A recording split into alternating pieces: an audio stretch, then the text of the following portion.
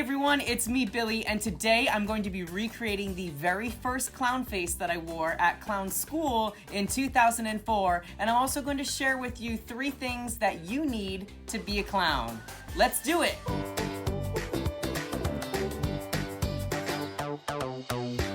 I went to clown school in 2004, just after I graduated high school and before I went to college. I really had no performance experience before I went to clown school, so it taught me everything and it gave me the foundation that I needed to become a professional performer.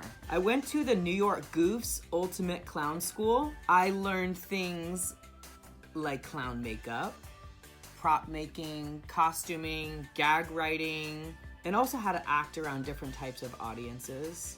I learned how to be a family-friendly clown and also an adult clown.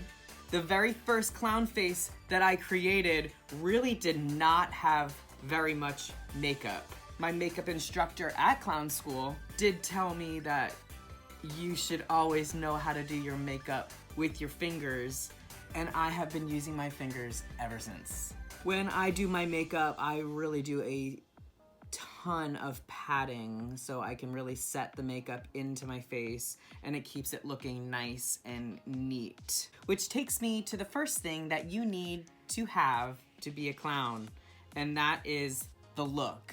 You gotta have obviously a clown face, and you have to have an outfit that matches your persona as well.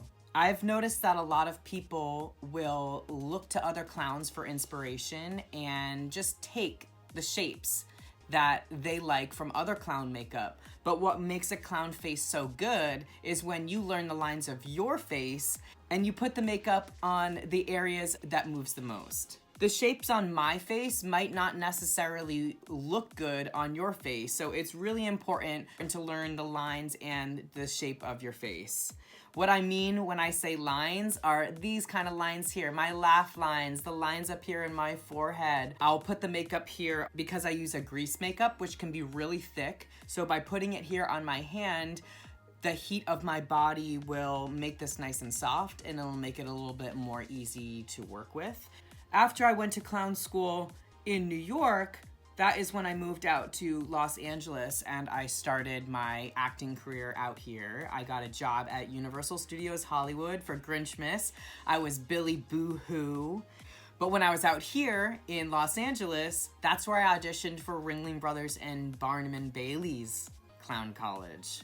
It was first founded in 1968 by Irvin Feld. They trained about 1,400 professional clowns with their iconic Ringling style. When I say Ringling style, what I mean is a type of clowning that has a heavy accent on slapstick, which was one of my favorite things to watch when I was a kid. And as an adult pro clown, it's one of my favorite things to perform too.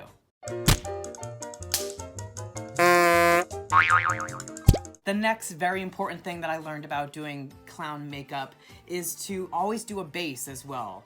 By taking that extra step and applying a foundation, it's going to give you that cleaner, more professional look for when you're on stage and when you're on camera and when you're face to face with the audience. So that's what I'm gonna do. I'm gonna put on my foundation next. The second thing that you need to have to be a clown are skills. You can't be a clown out there that does absolutely nothing.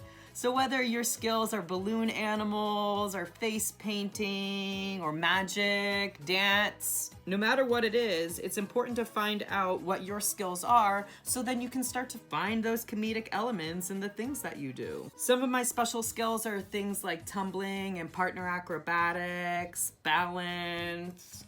I'm not very good at juggling, which is okay because there's plenty of other clowns that can juggle out there, so I don't need to be a clown that can juggle. Aside from the countless improv classes that I've taken, I've been to clown school 2 times.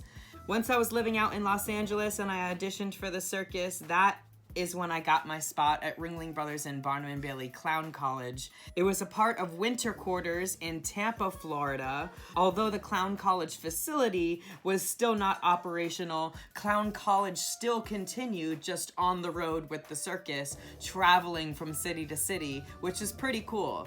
Instead of just being in one spot in Florida, I got to do my clown school as I traveled with the big show. Aside from the base, clowns typically use a minimum of 3 colors in their makeup: white, red, and black. If you've got that, you pretty much got what you need to make a solid clown face. Next, I'm going to do my black.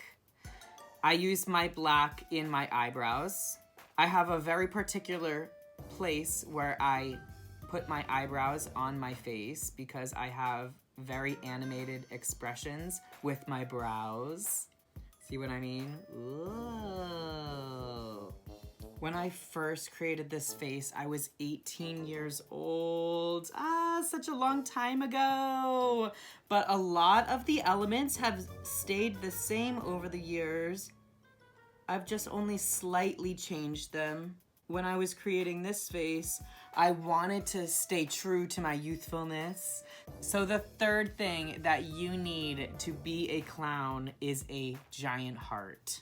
If clowns are anything, they should be kind, despite how Hollywood has betrayed them over the last few years. Next, it's time for my lip. When I was in clown school, it was so therapeutic and it really helped us explore insecurities that we have, because insecurities that we have are things that we're gonna have in common with our audience too. So it's gonna be extremely relatable and you're gonna really feel that performance. I'm a short guy, only 5'2", and when I was growing up, I was brutally teased for being a little shrimp.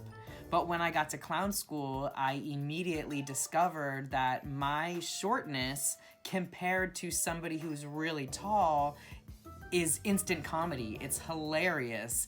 And it just looks funny to see somebody so short next to somebody gigantic. So I was always pairing myself up with the tallest clown in the room. So I kind of give credit to clowning for helping me overcome that insecurity of being a short little guy. Okay, I think I'm ready for a round of powder. Here he is, the infamous sock. If you don't know already, I put powder in a sock and I beat my face with it to set my makeup, but it's an old clown tradition to do it this way, and this is the way I learned, and I've just never broken away from this habit of using powder in a sock. Ugh. And then I gotta brush it off. Okay, next up is gonna be my blush. There we go, just on the apples of my cheeks. Now for one of the last finishing touches, my big giant freckles. Oh my gosh, it's been so long. Okay, we'll hit this baby with powder one more time. Clean off the little spot where the glue is gonna go on my nose.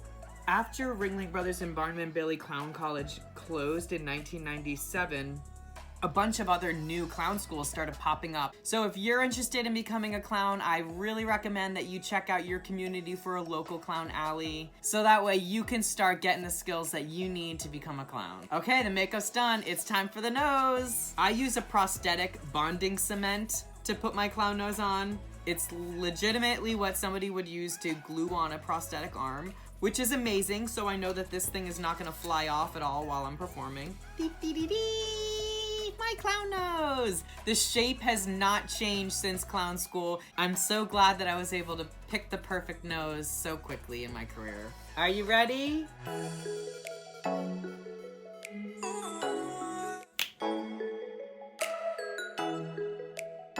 Ta-da! Here it is, my very first clown face. I kind of miss it. I might have to start busting this out again once in a while. Leave me a comment down below. Thanks for watching. Bye.